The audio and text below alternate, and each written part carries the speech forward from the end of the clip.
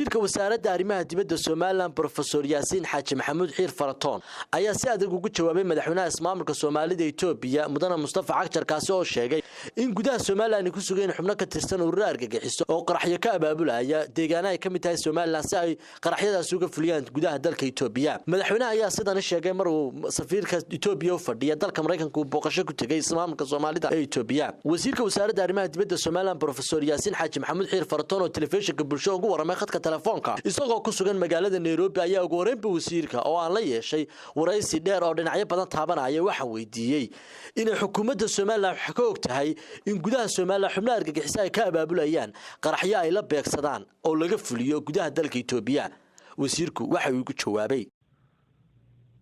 Soomaaliland caalamka dhan ugu warhayaa waa lala wada socdo xaaladeeda meel argagixiso ka jirta ma aha cid ugu weyn ee la dagaalantay ee ka saartay dalkeeda 27 sano maalin baa wax ka dhaceen inta la ogyahay caalamkuna wuu la socdaa marka qofkii isagu arrimaha ka hadla waa qof uu mataqaana ujeeda kale ama si kale ay ka noqotay marka arrintaasu khalad u dhacday iyo bareer u dhacday kay u dhacdayba waxaan u aragnaa inay arrin aan meesha ku jirin ay tahay oo khaldan wasiir laakiin adigu sidaad arkaan la isbarbar dhigo maamulka Soomaaliyeed ee Jubaland iyo xukuumadda Soomaaliland oo madaxweynuhu isbarbar dhigo ujeedada arrintaas ay lahayd ma garan karo wax la isbarbar dhigi karo maaha dalkuna waa caalamkuna waa og yahay Soomaaliland argagixis kama jirto marka waxaan u aragnaa in bareediya khalad kay ahaydba iyo waxa leeyahay kala uga dhacdayba waa arrin khalad oo baan u arag ugu dambeyntii safiirka Mareykanka arrintaasi uu madaxweynuhu sheegay warqad ma u gudbisay wasaaraddaadu ay ku sheegayso inaan arrintaas waxba ka jirin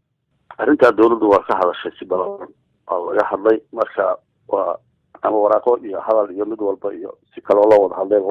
waanu gudbiyay waanu ka hadalnay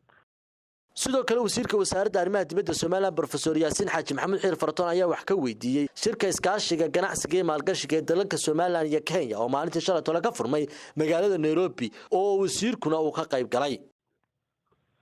kulanka ujeedadiisu waxa weeye sidii ganacsiga loo dardargelin lahaa ee maalgashiga dalalka aynu jaarka nahay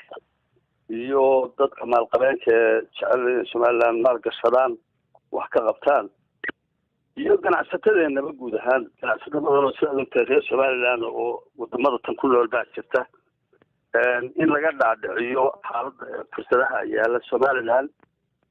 oo marka ay dalka yimaadaan oo maalgashi ku samaystaan oo shaqo abuur ka sameeyaan ujeedooyinku sidoo waa intaa sidii maxaa maalgashi iyo ganacsi loogu soo jiidi lahaa mudane wasiir marka waan la soconaa in afar wasiir oo ka tirsan xukuumadda Soomaaliland ay ka qayb galeen yaa kaloo ka qayb galay ama hadday noqoto wasiiro iyo dulmaasiin iyo ganacsato caalami ah oo noo xusi kartaa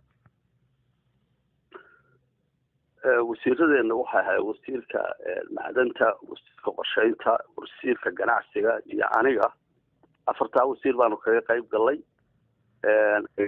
guud oo joogay wasaaradaha qaarkoodna waa jiraan ganacsato badan oo reer Soomaaliland oo waxaad anigu aanan shakhsi ahaan badankooda damacayada iyo igu wada cusub ayaa joogay shirkadaheena inaga dalkeena maxaa too dahabshiil Telesom waa laga wada joogay ganacsato dhinaca wadamo badan oo safaaradahooda iyo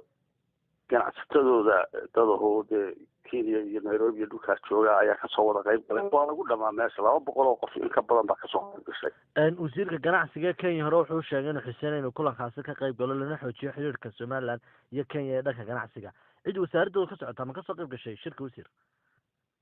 wallahi aad bay horta ganacsatadooda uga soo qayb gashay madax goboladooda iyo